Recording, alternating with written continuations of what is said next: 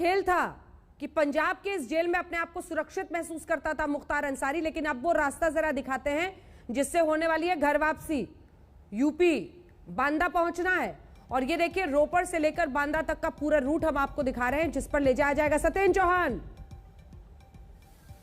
आप बता रहे थे कैसी पूरी कहानी है ये पंजाब में सुरक्षित महसूस करने की, लेकिन सुप्रीम कोर्ट का फरमान है पहुंचना पड़ेगा वहीं।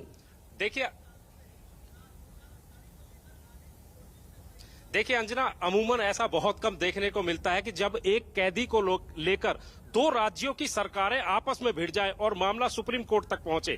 पंजाब सरकार अमूमन सामान्य मामलों में क्या मुकुल रोहतगी जैसे वकील को खड़ा करेगी, वो भी सिर्फ इसलिए कि एक कैदी को हमें अपनी जेल में रखना है। अमूमन जो झगड़े होते हैं वो इस तरह के होते हैं कि इस कैदी को आप अपने राज्य में ले जाइए, और यहाँ पर उल्टी गंगा बह रही है। यहाँ पर झगड़े हो रहे हैं दो राज्यों में कि इस कैदी को आप हमें दे दीजिए, वो दूसरा राज्य कह रहा है कि हम नहीं देंगे, इसने हमारे यहाँ पर अपराध किया हुआ है। तो कहीं ना कहीं ये पूरी कहानी फिल्मी और दिलचस्प बनती नजर आ रही थी, क्योंकि ये कहा जा रहा है, ये जो जेल में आपको दिखाई दे रहा हूं, इस जेल की चार दीवारी के पीछे जो वो सामने लाल कमरे आपको दिखाई दे रहे हैं, वहां पर मुख्तार अंसारी है, उत्तर प्रदेश पुलिस है और रोपड़ का जेल प्रशासन इस समय बैठा हुआ है। और बहुत जल्द मुख्तार अंसारी की सुपुर्दगारी जो है उत्तर प्रदेश सरकार को, उत्तर प्रदेश पुलिस को मिलने वाली है। लेकिन दिलचस्प बात यह है कि ये जगह कहीं ना कहीं मुख्तार अंसारी के लिए एक सेफ हाउस बन गई थी, और यहाँ पर पंजाब की विधानसभा में भी अपोजिशन पार्टीज ने सवाल उठाया था कि पंजाब सरकार के ऐसे कितने मामले हैं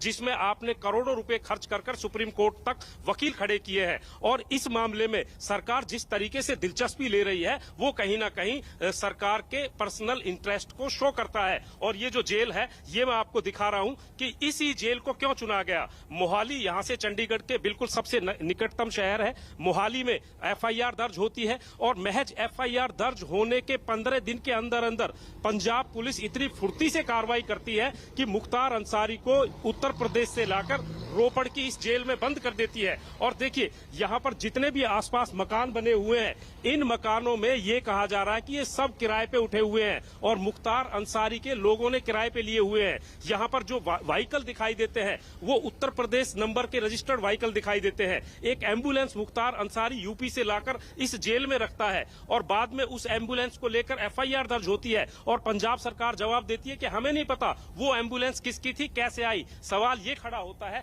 जब जेल के अंदर एक एम्बुलेंस खड़ी होती है और उस एम्बुलेंस का एक कैदी इस्तेमाल करता है। और दिलचस्प बात यह है जो जेल की एम्बुलेंस है वो जेल के अंदर खड़ी है, लेकिन वो कैदी अपनी मनपसंद एम्बुलेंस ले जाता है क्योंकि उस एम्बुलेंस में उसके मन मुताबिक सुविधाएं हैं। सरकारी एम्बुलेंस में पर्दे नहीं है, आरामदायक सोफा नहीं है, गद्दा नहीं है। तो इस तरह की चॉइस और ये कहानियां आज भी चारों तरफ से आती हैं। आप सोचिए कि एक राजनीतिक तौर पर एक व्यक्ति बाहुबली बनता है, अपराध की एक पूरी कहानी होती है, इतिहास होता है, और फिर वो कैसे अपने बलबूते अपने दम पर इस तरह की मनमानी करता है और दो राज्य आपस में भिड़ते हैं कि नहीं उसको यही रहने दो, वो एक राज्य में छिपना चाहता है, लेकिन इंसाफ से कोई बच नहीं पाता है। ये देखिए वो रूट है और इसी रूट से शिवेंद्र पहुंचना पड़ेगा उस जगह पर जहां पर अनेकों मामले इंसाफ का इंतजार कर रहे हैं।